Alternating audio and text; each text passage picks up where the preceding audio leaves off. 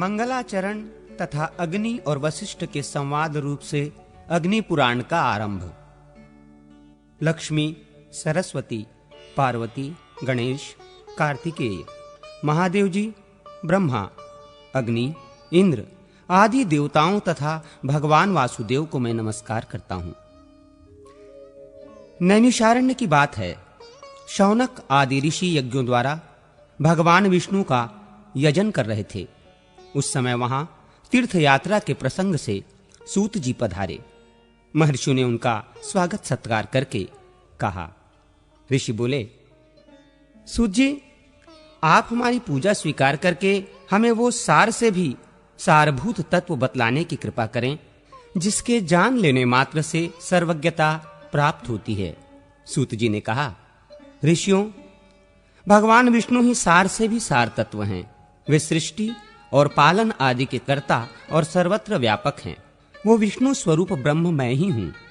इस प्रकार उन्हें जान लेने पर सर्वज्ञता प्राप्त हो जाती है।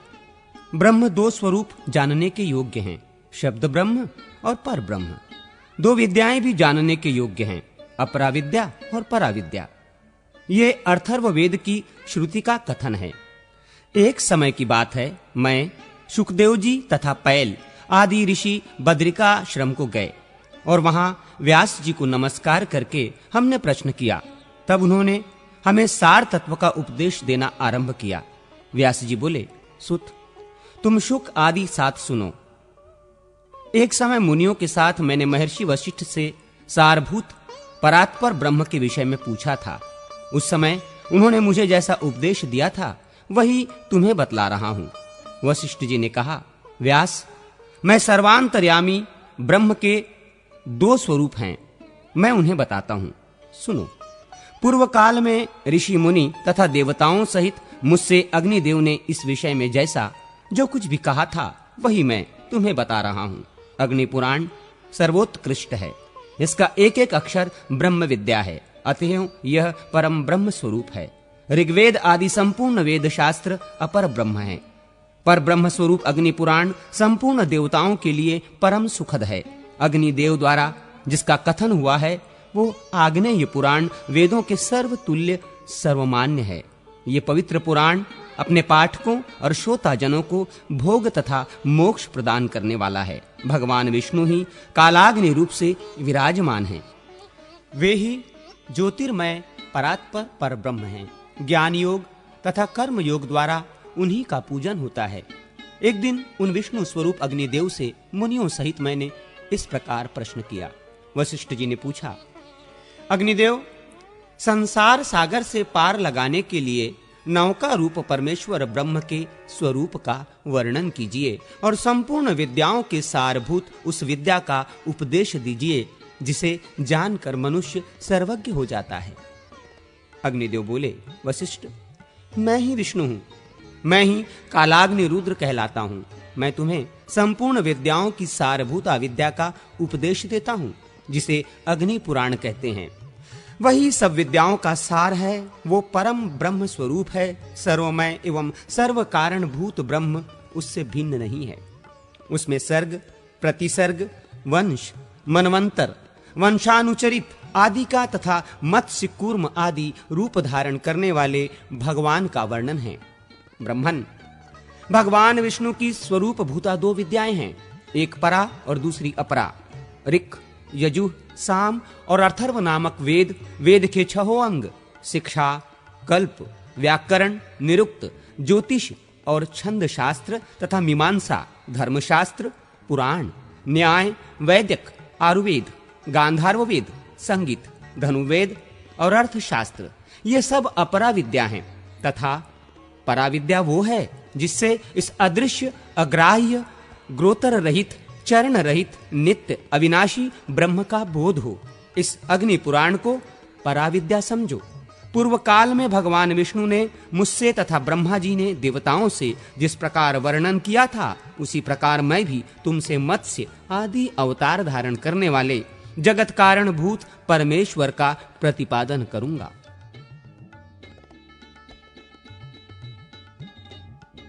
मत्स्यावतार की कथा। वशिष्ठ जी ने कहा, अग्निदेव, आप सृष्टि आदि के कारणभूत भगवान विष्णु के मत्स्य आदि अवतारों का वर्णन कीजिए, साथ ही ब्रह्म स्वरूप अग्नि पुराण को भी सुनाइए, जिसे पूर्व काल में आपने श्री विष्णु भगवान के मुख से सुना था।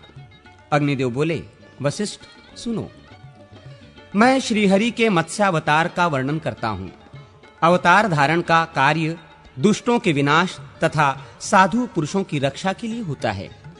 बीते हुए कल्प के अंत में ब्राह्म नामक नैमित्तिक प्रलय हुआ था। मुने, उस समय भू आदि लोक समुद्र के जल में डूब गए थे। प्रलय के पहले की बात है। व्यवस्थ मनु भोग और मोक्ष की सिद्धि के लिए तपस्या कर रहे थे। एक दिन जब वे कृतमाला नदी से जल से पितरों का तर्पण कर रहे थे, उनकी अंजलि के जल में एक बहुत छोटा सा मत्स्य आ गया। राजा ने उसे जल में फेंक देने का विचार किया। तब मत्स्य ने कहा, महाराज, मुझे जल में ना फेंको, यहाँ ग्राह्य आदि जल जंतुओं से मुझे भय है। ये सुनकर मनु ने उसे अपने कलश के जल में डाल दिया। मत्स्य उसमें पड़ते ही बड़ा हो गया और पुनः मनु से बोला, राजन, मुझे इससे बड़ा स्थान दो। उसकी ये बात सुनकर राजा ने उसे एक बड़े जलपात्र, नाद या कुंडा आदि में डाल दिया। उसमें भी बड़ा होकर मत्स्य राजा से बोला, मनो, मुझे कोई विस्तृत स्थान दो।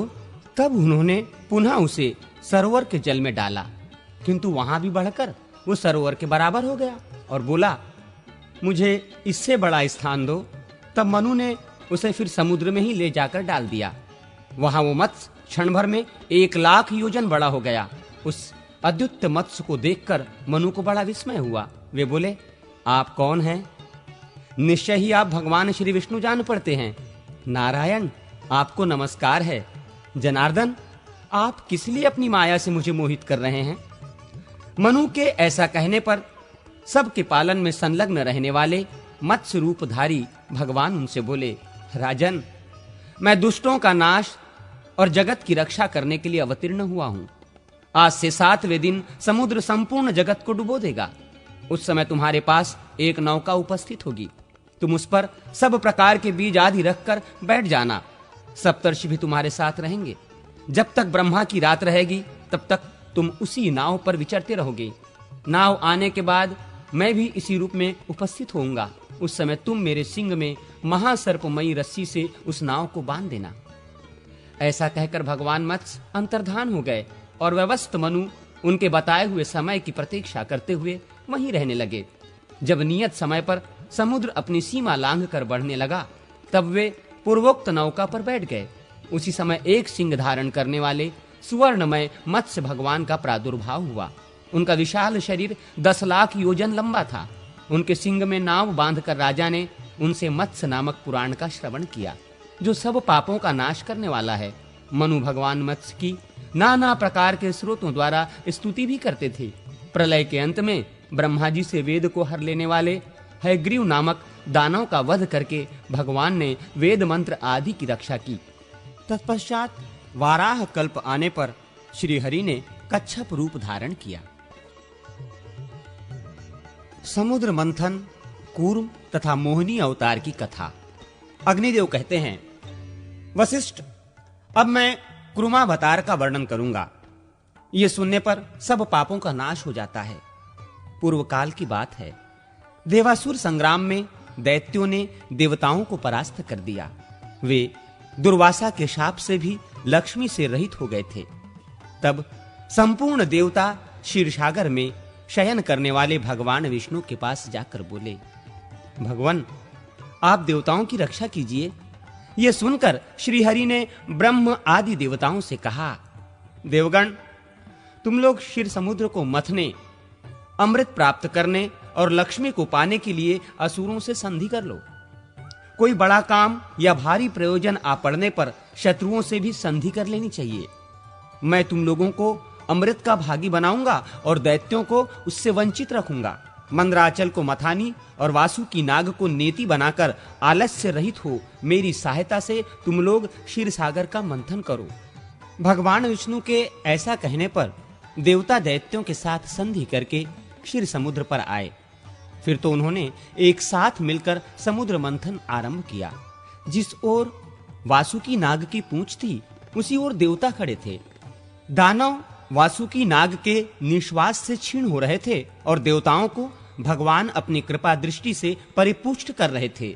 समुद्र मंथन आरंभ होने पर कोई आधार न मिलने से मंदराचल पर्वत समुद्र में डूब गया। तब भगवान विष्णु ने कूर्म कछुए का रूप धारण करके मंदराचल को अपनी पीठ पर रख लिया। फिर जब समुद्र मथा जाने लगा तो उसके भीतर से हलाहल विष प्रकट हुआ। उसे भगवान शंकर ने अपने कंठ में धारण कर लिया। इससे कंठ में काला दाग पड़ जाने के कारण वे नीलकंठ नाम से प्रसिद्ध हुए। तत्पश्चात समुद्र से वारुणी देवी, पारिजात वृक्ष, कौस्तुभ मणि, गौवें तथा दिव्य अप्सराएं प्रकट हुई। फिर लक्ष्मी देवी का प्रादुर्भाव हुआ। वे भगवान विष्णु को प्राप्त हुई। संपूर्ण देवताओं ने उनका दर्शन और स्तवन किया। इससे वे लक्ष्मीवान हो गए। तदनंतर भगवान विष्णु के अंशभूत धन्वंतरी, जो आयुर्वेद के प्रवर्तक हैं, हाथ में अमृत से भरा हुआ कलश लिए प्रकट हुए। दैत्यों ने उनके हाथ से अमृत छीन लिया और उसमें से आधा देवताओं को देकर वे सब चलते बने। उनमें जंभ आदि दैत्य प्रधान थे। उन्हें जाते देख भगवान विष्णु ने स्त्री का रूप धारण किया। उस रूपवती स्त्री को देखकर दैत्य मोहित हो गए और बोले, सुमुखी, तुम हमारी भार्या हो जाओ और ये अमृत लेकर हमें पिलाओ। बहुत अच्छा कहकर भगवान ने उनके हाथ से अमृत ले लिया और उसे देवताओं को पिला दिया।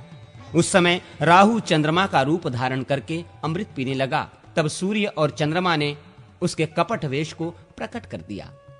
ये देख भगवान श्री हरि ने चक्र से उसका मस्तक काट डाला। उसका सिर अलग हो गया और भुजाओं सहित धड़ अलग रह गया। फिर भगवान को दया आई और उन्होंने राहु को अमर बना दिया। तब ग्रह स्वरूप राहु ने भगवान श्री हरि से कहा, इन सूर्य और चंद्रमा को मेरे द्वारा अनेकों बार ग्रहण लगेगा। उस समय संसार के लोग जो कुछ दान करें वो सब अक्षय हो। भगवान विष्णु ने तथास्तु कहकर संपूर्ण देवताओं के साथ राहु की बात का अनुमोदन किया। इसके बाद भगवान ने स्त्री रूप त्याग दिया, किंतु महादेव जी को भगवान के उस रूप का पुनर्दर्शन करने की इच्छा हुई। अतः उन्होंने अनुरोध किया, भगवान, आप अपने स्त्री रूप का मुझे दर्शन करावें। महादेव जी की प्रार्थना से भगवान श्री हरि ने उन्हें अपने स्त्री रूप का दर्शन कराया। वे भगवान की माया से ऐसे मोहित हो गए कि पार्वती जी को त्याग कर उस स्त्री के पीछे लग गए। उन्होंने नग्न और उन्मत्त होकर मोहिनी के केश पकड़ लिए। मोहिनी अपने केशों को छुड़ाकर वहां से चल दी। उसे जाती देख महादेव जी भी उसके पीछे पीछे दौड़ने लगे। उस समय पृथ्वी पर जहां वहां भगवान शंकर का वीर्य गिरा, वहां वहां शिवलिंगों का क्षेत्र एवं सुवर्ण की खानें हो गईं। तत्पश्चात ये माया है ऐसा जानकर भगवान शंकर अपने स्वरूप में स्थित हुए। तब भगवान श्री हरि ने प्रकट होकर शिवजी से कहा, रुद्र, तुमने मेरी माया को जीत लिया। पृथ्वी पर तुम्हारे सिवा दूसरा कोई ऐसा पुरुष नहीं है जो मेरी इस माया को जीत सके। भगवान के प्रयत्न से दैत्यों को अमृत नहीं मिलने पाया, अतः देवताओं ने उन्हें युद्ध में मार गिराया। फिर देवता स्वर्ग में विराजमान हुए और दैत्य लोग पाताल में रहने लगे। जो मनुष्य देवताओं की इस विजय गाथा का पाठ करता है वो स्वर्गलोक में जाता है।